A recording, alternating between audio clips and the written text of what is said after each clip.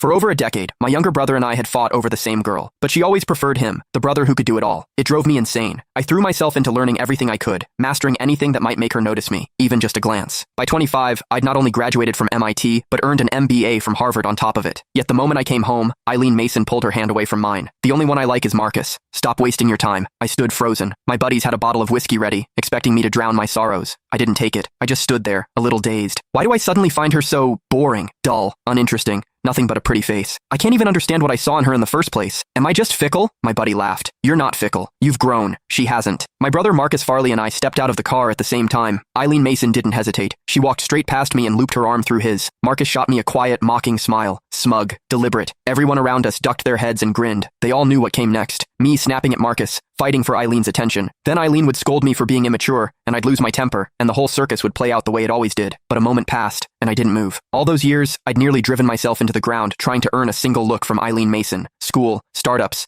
building a media brand from nothing, after navigating boardroom politics, after rubbing shoulders with people who shaped policy at the highest levels. Marcus's little routine? It was laughable. I kept my expression neutral and handed the gift bags to one of the housekeepers. From my parents, for Mr. and Mrs. Mason. Marcus's smile faltered. Eileen frowned and glanced at me. Inside the villa, I noticed the dining room table had only 4 chairs. Mr. Mason, Mrs. Mason, and Eileen already accounted for 3. Marcus let out a soft laugh. Sorry, bro. Forgot to mention you were coming too. Looks like they didn't set a place for you. Why are you apologizing for that? Eileen turned a cold gaze on me. Russ Farley. Marcus didn't do it on purpose. Just go get yourself a chair. There's no need to make him feel bad about it. It was always like this. Eileen always took Marcus's side without question. But the strange thing was, I genuinely felt nothing. I couldn't even remember why I'd fought so bitterly with my brother over her in the first place. Miss Mason, I haven't said a single word yet. Eileen blinked. In the past, I would have already been shouting, accusing Marcus of his passive-aggressive games. Bro, you're upset. Marcus stepped forward. Don't be mad. I'll go grab you a chair. He moved to get one, but Eileen caught his arm and pulled him back. She looked at me, her voice ice cold. This is the Mason house, not a place for you to throw your weight around. If you don't want to get the chair yourself, then don't bother staying for dinner. A few of the housekeepers couldn't hold back their laughter. I caught someone whispering, watch, he'll go fetch it himself like a puppy. Please, when has he ever not swallowed his pride just to sit a little closer to Miss Mason? That won't be necessary. I smiled faintly. I only came to drop off gifts for my parents. I wasn't planning to stay for dinner. Besides, I have somewhere to be. Enjoy your evening. Eileen stared at me. Something unfamiliar flickered across her face. I didn't acknowledge it. I turned and walked out, my stride unhurried. Behind me, Marcus's voice carried a note of wounded confusion. What's so urgent that you have to rush off, bro? Was he actually upset with me? Is that why he didn't stay? Eileen watched as I got into the car and drove away. A slight frown creased her brow. Don't worry about it. Marcus let out a cold laugh. A few years abroad, and his little jealousy games have gotten more sophisticated. I'll give him that. Playing hard to get now. Honestly, I'm starting to wonder if one day you might actually... Eileen pressed a finger to his lips. I told you, you're the only one I want. The truth was, I really did have things to do. I'd started an internet company with a college friend. Business was picking up fast, and I had a dinner meeting with a client that night. My partner sent